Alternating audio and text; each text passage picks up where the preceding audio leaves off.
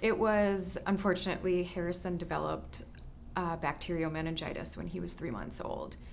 And due to that, he ended up losing his hearing. So, it's been quite the journey for us just being, here recovering from the meningitis and then our ongoing with ENT and audiology and speech. It was so hard. I feel like everything kind of just went black almost. Because not only did we find out he's profoundly deaf now and he's not going to be able to hear going forward, but they also said, it's going to affect his speech. And you always kind of forget when you lose one of these major senses, what else it's tied to. I feel like we were under a tremendous time crunch because not only with meningitis, it affects the hearing cells, and his was severely damaged, but it also starts to ossify the cochlea. So it was like we were under severe time constraints. Like, we have to figure out, are we doing these implants? What is our next process forward? Because if we wait too long, then it lessens the success rate of the implant. So I think working with Dr. Roby and coming up with a plan, and she was so attentive and, kind of monitoring his recovery and when should we do this surgery, because she wanted the best success rate out of this implant. So, it was literally like drinking from a fire hose and making timely decisions.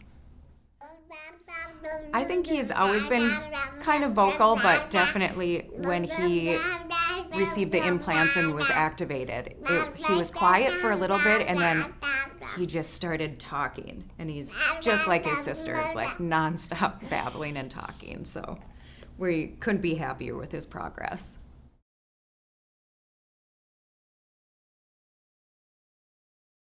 And it's a whole nother set of emotions on the parent side that they don't understand, but it's definitely helped us grow together as parents and have a united front with both of them.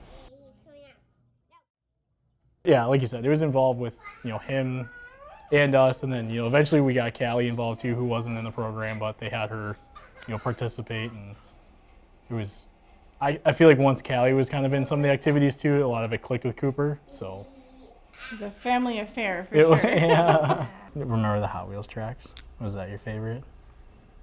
We built lots of tracks and towers, and you were such a great listener, weren't you?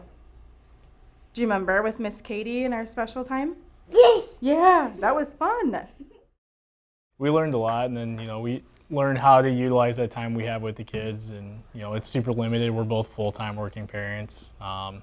We don't work from home, so, we get our kids at 4:30, and you get that last, 3-4 hours before they're in bed, and your cycle starts over. So just making the time you have with them really count, and then having the therapy to make the most out of that time was really beneficial. I've always recommended to anybody with kids that have behavioral challenges or just speech, or they're struggling with that, to advocate. Always advocate, push for those needs. I was at a low spot when this whole thing was recommended to me.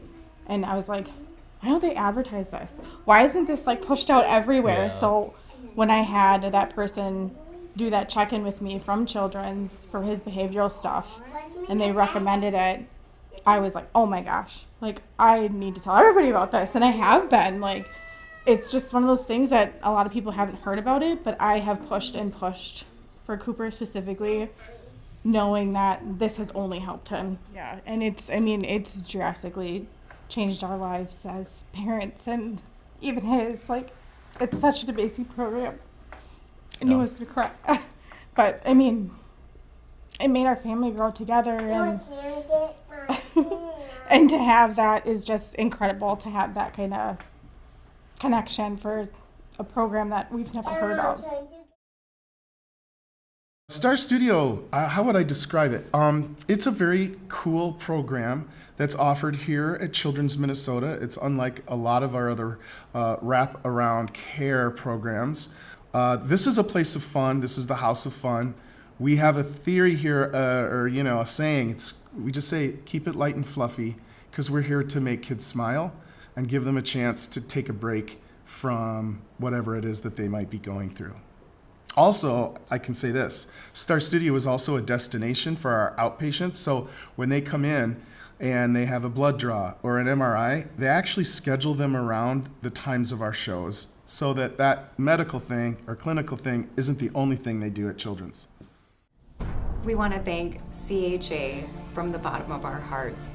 Without these programs and resources, I don't know where Harrison would be in his journey.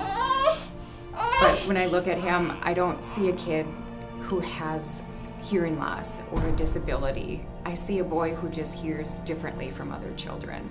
And we wouldn't be here without this program. So thank you so much. So we just want to say thanks, obviously, to Children's and all the programs, but primarily to the Children's Hospital Association for making these programs possible and funding them. So we would be in a totally different spot without them, so thank you. I always say this, for any money that comes our way in terms of donations or grants or anything like that, the money is never wasted. We put every penny of that to work to help better our program, not to just make it bigger. We don't need to be bigger. Bigger isn't always better. But if we can make our program better, funding, it's never a wasted penny.